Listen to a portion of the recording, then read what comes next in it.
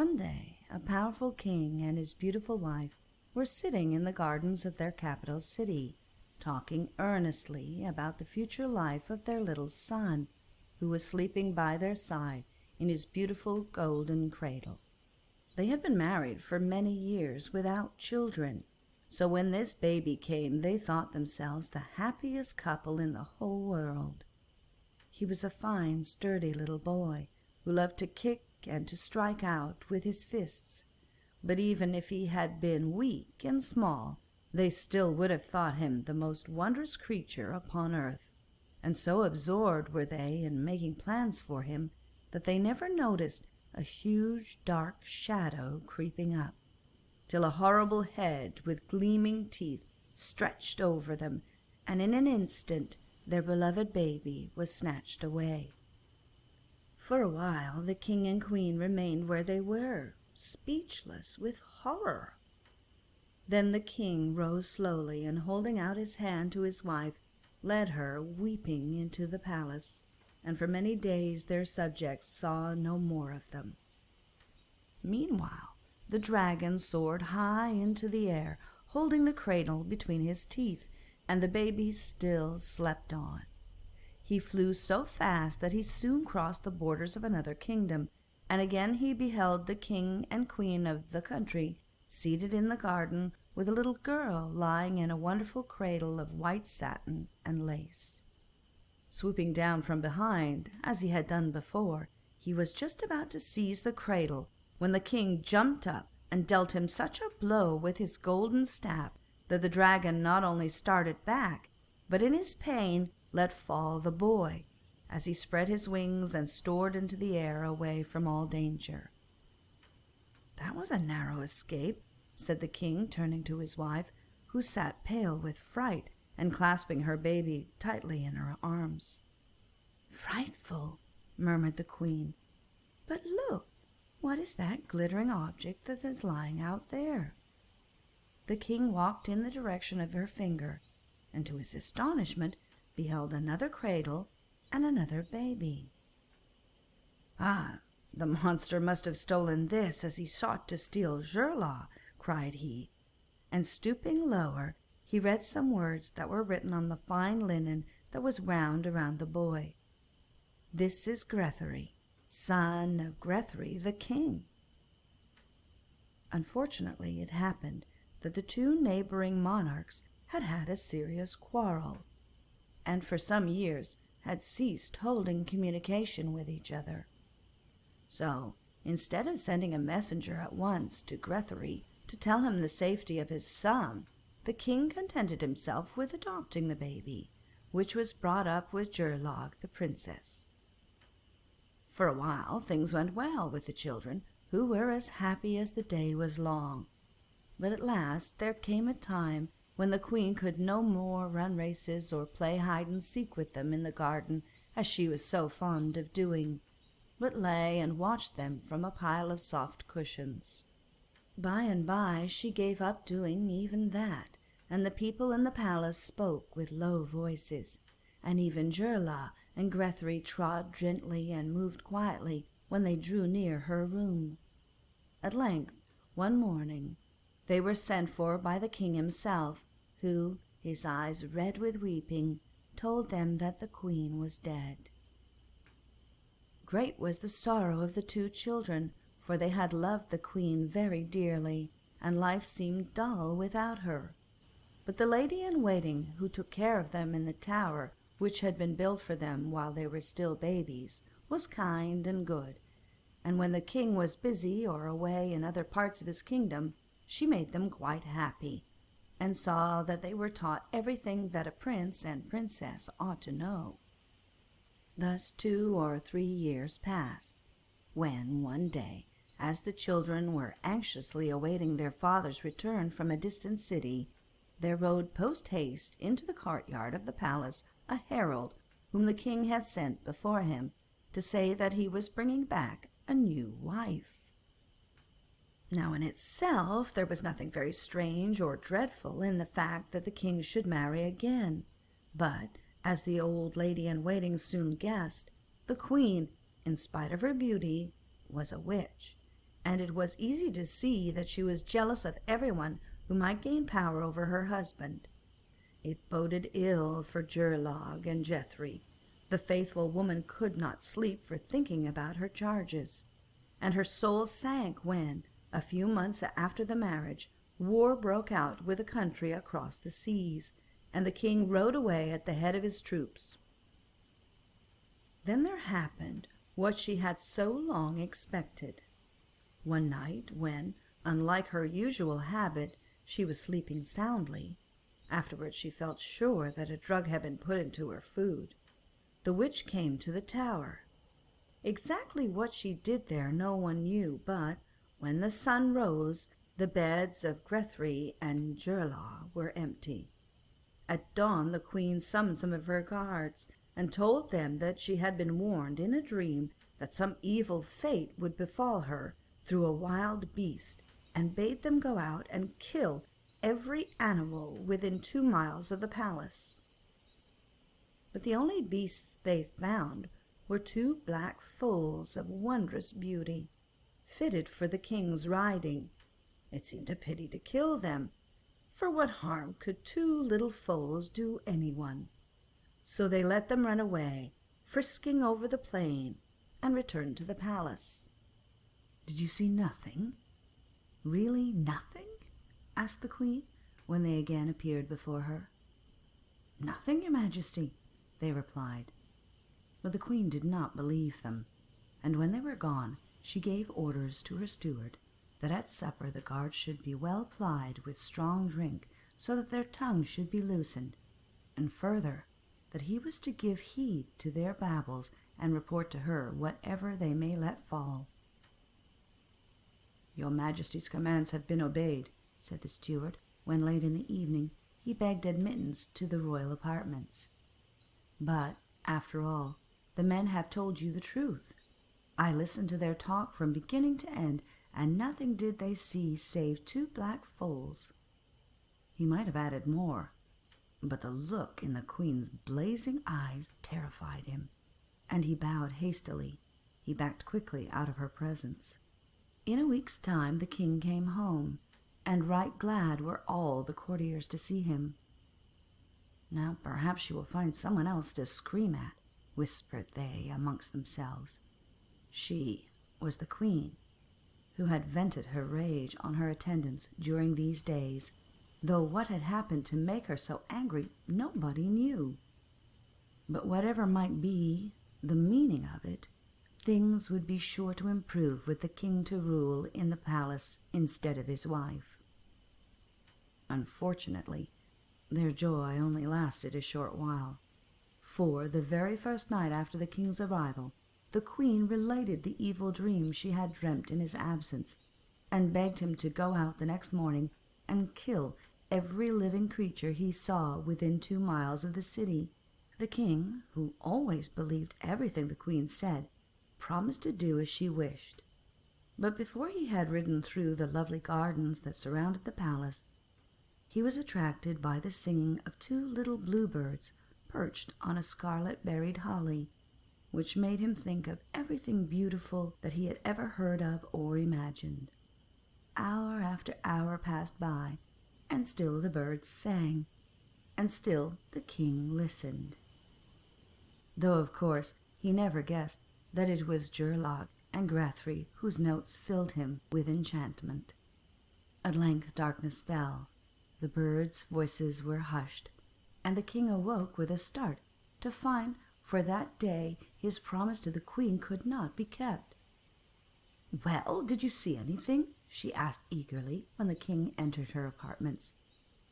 "Ah, my dear, I am almost ashamed to confess to you, but the fact is that before I rode as far as the western gate, the singing of 2 strange little bluebirds made me forget all else in the world.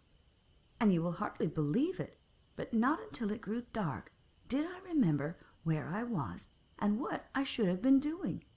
However, tomorrow nothing shall hinder me from fulfilling your desires." "There will be no tomorrow," muttered the queen, as she turned away with a curious glitter in her eyes. But the king did not hear her. That night the king gave a great supper in the palace in honor of the victory he had gained over the enemy. The 3 men whom the queen had sent forth to slay the wild beasts held positions of trust in the household, for to them was committed the custody of the queen's person. And on the occasion of the feast their places were always next to that of the king, so that it was easy for the queen to scatter a slow but fatal poison in their cups without anyone being the wiser. Before dawn the palace was roused by the news that the king was dead, and that the 3 officers of the guards were dying also. Of course, nobody's cries and laments were as loud as those of the queen, but when once the splendid funeral was over, she gave out that she was going to shut herself up in a distant castle till the year of her mourning was over, and after appointing a regent of the kingdom, she set out attended by only a maid who knew all her secrets. Once she had left the palace, she quickly began to work her spells, to discover under what form Geirlaug and Grethari lay hidden. Happily, the princess had studied magic under a former governess, so was able to fathom her stepmother's wicked plot, and hastily changed herself into a whale and her foster brother into its fin. Then the queen took the shape of a shark and gave chase. For several hours a fierce battle raged between the whale and the shark, and the sea round was red with blood. First, one of the combatants got the better, and then the other. But at length it became plain to the crowd of little fishes gathered round to watch that the victory would be to the whale. And so it was. But when, after a mighty struggle, the shark floated dead and harmless on the surface of the water, and the whale was so exhausted that she had only strength enough to drag her wounded body into a quiet little bay. And for 3 days she remained there as still and motionless as if she had been dead herself. At the end of the 3 days her wounds were healed, and she began to think what it was best to do. "Let us go back to your father's kingdom," she said to Grethari, when they both resumed their proper shapes, and were sitting on a high cliff above the sea. "How clever you are! I never should have thought of that," answered Grethari, who, in truth, was not clever at all. But Geirlaug took a small box of white powder from her dress, and sprinkled some over him and some over herself, and quicker than lightning they found themselves in the palace grounds from which Grethari had been carried off by the dragon so many years before. "Now take up the band with the golden letters and bind it about your forehead," said Geirlaug, "and go boldly up to the castle. And remember, however great may be your thirst, you must drink nothing till you have first spoken to your father. If you do, ill will befall us both." "Why should I be thirsty?" replied Grethari, staring at her in astonishment. "It will not take me 5 minutes to reach the castle gate." Geirlaug held her peace, but her eyes had in them a sad look. "Goodbye," she said at last, and she turned and kissed him. Grethari had spoken truly when he declared that he could easily get to the castle in 5 minutes. At least no one would have dreamed that it could possibly take any longer. Yet to his surprise, the door, which stood so widely open that he could see the color of the hangings within, never appeared to grow any nearer, while each moment the sun burned more hotly, and his tongue was parched with thirst. "I don't understand. What can be the matter with me, and why haven't I reached the castle long ago?" he murmured to himself, as his knees began to knock under him with fatigue, and his head to swim. For a few more paces he staggered on blindly, when, suddenly, the sound of rushing water smote upon his ears, and in a little wood that bordered the path he beheld a stream falling over a rock. At this sight his promise to Geirlaug was forgotten. Fighting his way through the brambles that tore his clothes, he cast himself down beside the fountain, and, seizing the golden cup that hung from the tree, he drank a deep draught. When he rose up, the remembrance of Geirlaug and of his past life had vanished, and instead something stirred dimly within him at the vision of the white-haired man and woman who stood in the open door with outstretched hands. "Grethari, Grethari, so you have come home at last," cried they. For 3 hours Geirlaug waited in the spot where Grethari had left her, and then she began to understand what had happened. Her heart was heavy, but she soon made up her mind what to do, and pushing her way out of the wood, she skirted the high wall that enclosed the royal park and gardens, till she reached a small house where the forester lived with his 2 daughters. "Do you want a girl to sweep and to milk the cows?" asked she, when one of the sisters answered her knock. "Yes, we do, very badly, and as you look strong and clean, we will take you for a servant if you like to come," replied the young woman. "But first, what is your name?" "Lofertha," said Geirlaug quickly, for she did not wish anyone to know who she was, and following her new mistress into the house, she begged to be taught her work without delay. And so clever was she that, by and by, it began to be noised abroad that the strange girl who had come to live in the forester's house had not her equal in the whole kingdom for skill as well as beauty. Thus the years slipped away, during which Geirlaug grew to be a woman. Now and then she caught glimpses of Grethari as he rode out to hunt in the forest, but when she saw him coming, she hid herself behind the great trees, for her heart was still sore at his forgetfulness. One day, however, when she was gathering herbs, he came upon her suddenly.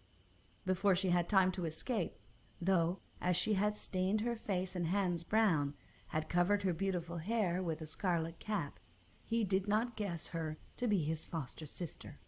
"What is your name, pretty maiden?" asked he. "Lofertha," answered the girl with a low curtsy. "Ah, it is you, then, of whom I've heard so much," said he. "You are too beautiful to spend your life serving the forester's daughters. Come with me to the palace, and my mother the queen will make you one of her ladies in waiting." "Truly, that would be a great fortune," replied the maiden. "And if you really mean it, I will go with you. But how shall I know that you are not jesting?" "Give me something to do for you, and I will do it, whatever it is," cried the young man eagerly, and she cast down her eyes and answered, "Go to the stable and bind the calf that is there, so that it shall not break loose in the night and wander away. For the forester and his daughters have treated me well, and I would not leave them without aught of my work still undone." So Grethari set out for the stables where the calf stood, and wound the rope about its horns. But when he made it fast to the wall, he found that a coil of the rope had twisted itself round his wrist, and pull as he might, he could not get free. All night he wriggled and struggled, till he was half dead with fatigue. But when the sun rose, the rope suddenly fell away from him, and very angry with the maiden, he dragged himself back to the palace.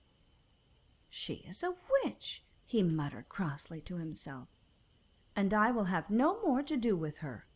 And he flung himself on his bed and slept all day. Not long after his adventure, the king and queen sent their beloved son on an embassy to a neighboring country to seek a bride from amongst the 7 princesses. The most beautiful of all was, of course, the one chosen, and the young pair took ship without delay for the kingdom of the prince's parents. The wind was fair, and the vessel so swift that in less time than could have been expected, the harbor nearest the castle was reached. A splendid carriage had been left in readiness close to the beach.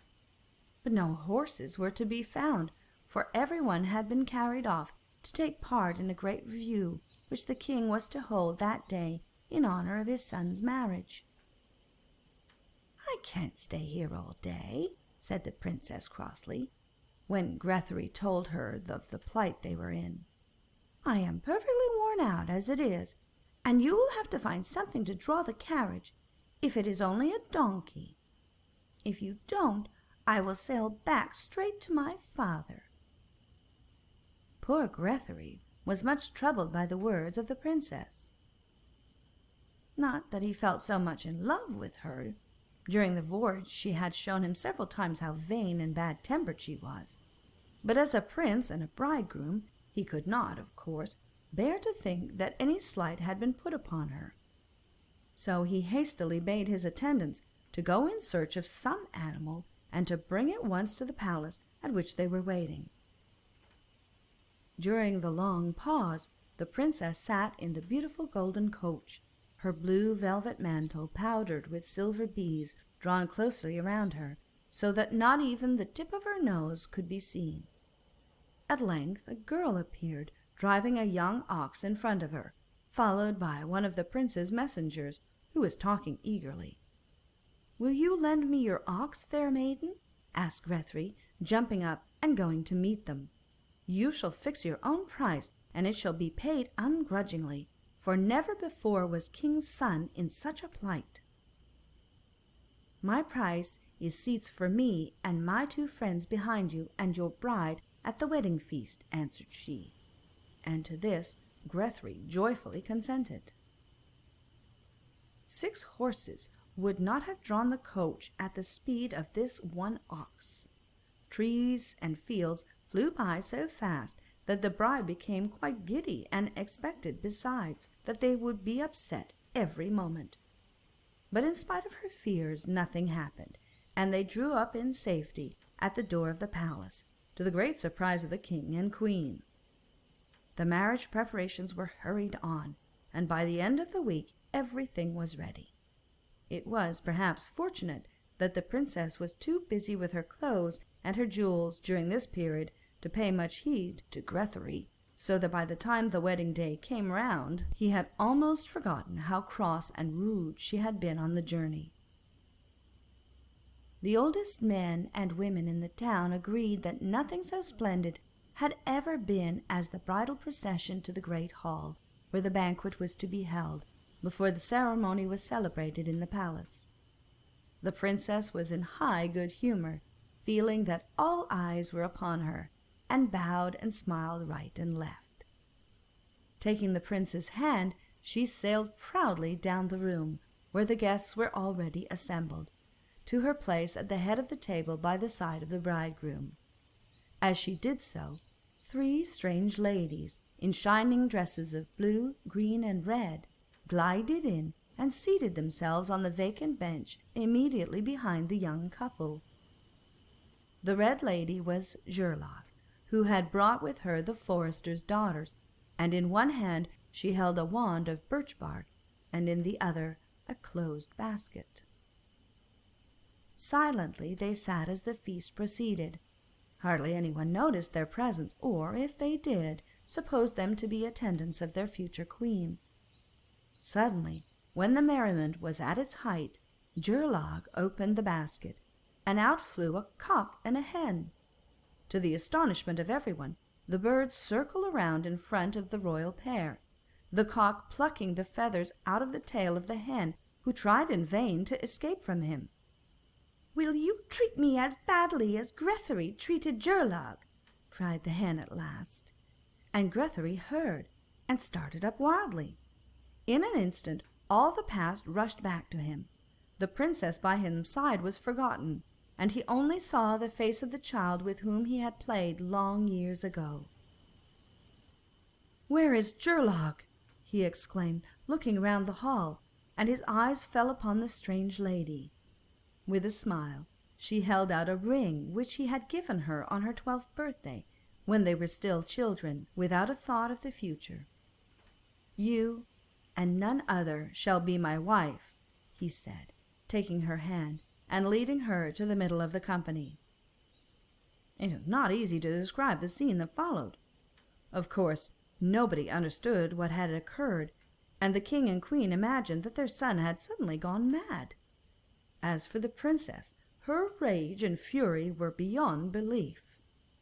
The guests left the hall as quickly as they could, so that the royal family might arrange their own affairs, and in the end it was settled that half the kingdom must be given to the despised princess instead of a husband. She sailed back at once to her country, where she was soon betrothed to a young noble, whom in reality she liked much better than Grethari. That evening Grethari was married to Geirlaug, and they lived happily till they died, and made all their people happy also.